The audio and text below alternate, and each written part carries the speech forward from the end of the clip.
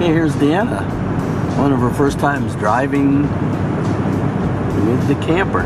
Thank goodness Bill's not sitting over there white knuckling it. No, got my eyes closed.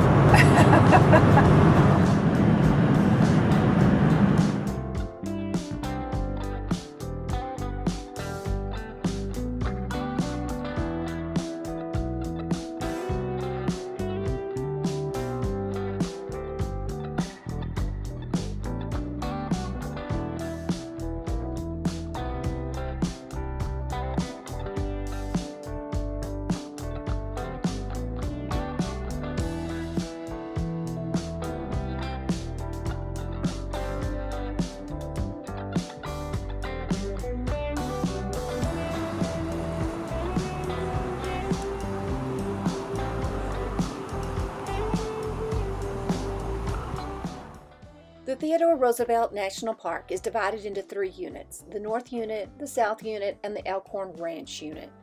When we were in the North Dakotas, we actually visited the South Unit. As part of that is the Painted Canyon and Visitor Center. It's right outside of Medora, North Dakota, and is part of the North Dakota Badlands.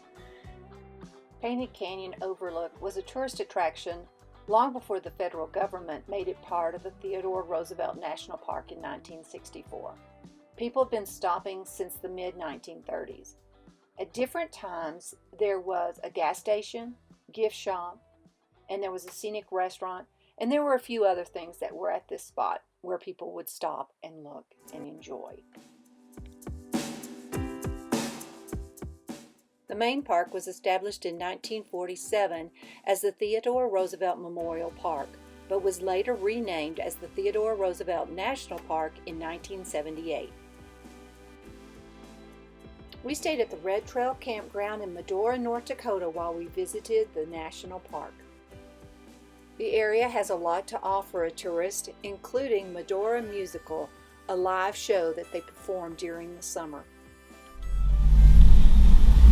We are in Medora and North Dakota, and we are leaving Red Trail Campground and going to go out and explore for a little while this evening.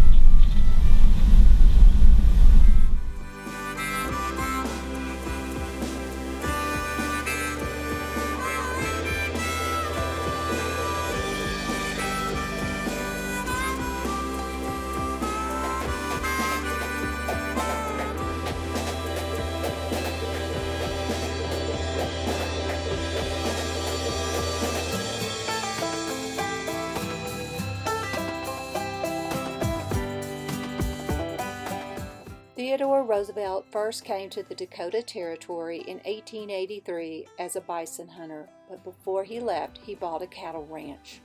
The Maltese Cross Ranch cabin was moved to the entrance for everyone to see and enjoy. The Blaok-tailed Prairie Dogs once built their colonies from the Great Plains of Saskatchewan to northern Mexico. They're extremely social, but they aren't dogs at all. They're actually a rodent, related more closely to a ground squirrel, chipmunk, or a marmot. There are 5 species of prairie dogs in North America, but only the black-tailed lives in the Theodore Roosevelt National Park.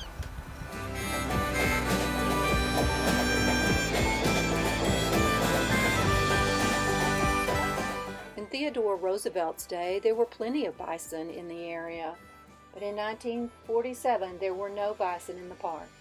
But in 1956, 24 females and 5 males were brought into the park. Due to the limited resources for grazing, herd sizes stay between 200 to 500 head.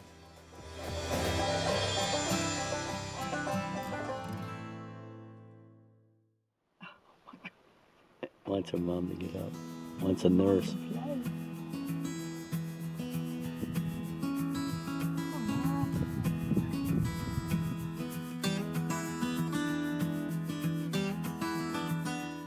You might think glaciers, earthquakes, all kinds of things might come to your mind when you think about how did this terrain get created.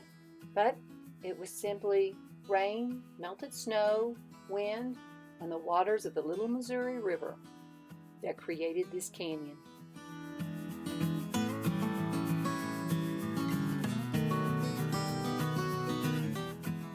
Square Butte, Sentinel Butte,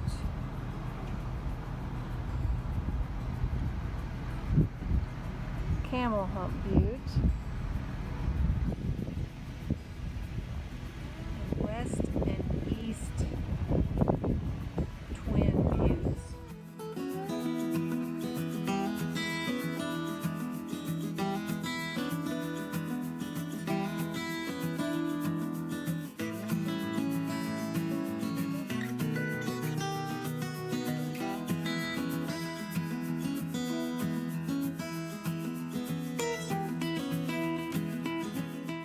In this video, you've noticed the horses and the bison both rolling around in either the mud or the dirt. This helps to protect them from the nasty sting of the black fly during this time of the year.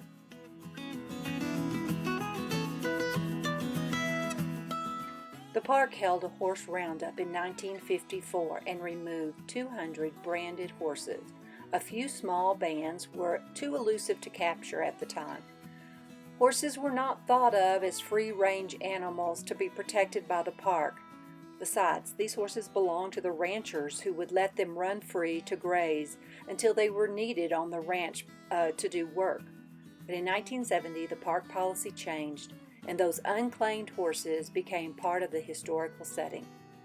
They still manage the herds again because of limited grazing resources. Occasionally, they'll hold roundups and auction them off as wild or feral horses to ranchers who have adequate space on their land for a feral herd.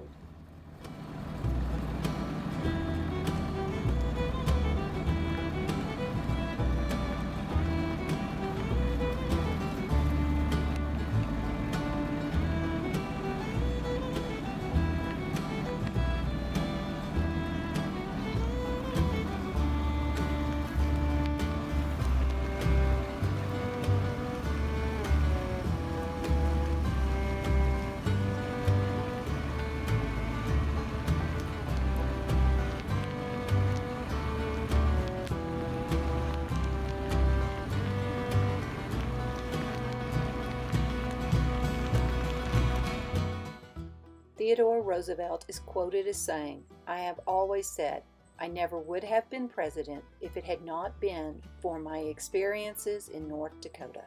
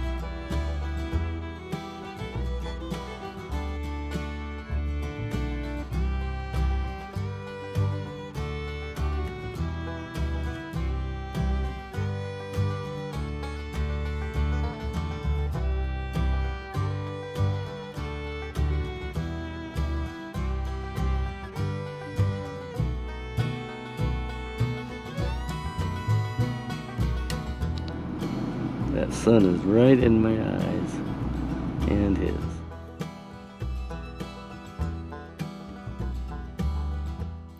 The park also reintroduced the elk and the bighorn sheep, but we didn't see any of those, so hopefully maybe on our next trip.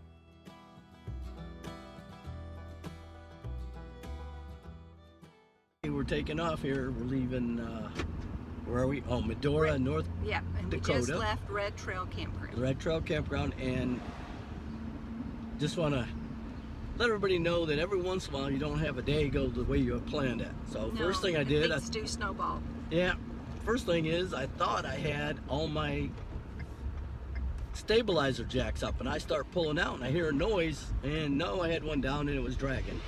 Made a trench. Made a little trench in the Not dirt. bad. Not bad.